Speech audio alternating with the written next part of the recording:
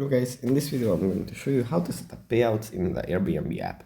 But before that, don't forget to subscribe and leave a comment down below, because at 10,000 subscribers I'm going to show you my whole YouTube revenue statistics and growth strategy. So without further ado, let's just jump right into it. First you have to open up the Airbnb app.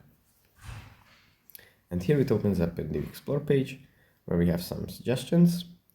From here we have to tap on Profile and then on Payments and Payouts. Here at the bottom, we find payout methods. We tap on this, and then at the top we find the Setup Payouts button. If we tap on that, it's going to load a bit, and here we can select and set how we would like to be paid. We can select the billing country and region at the top, and then we can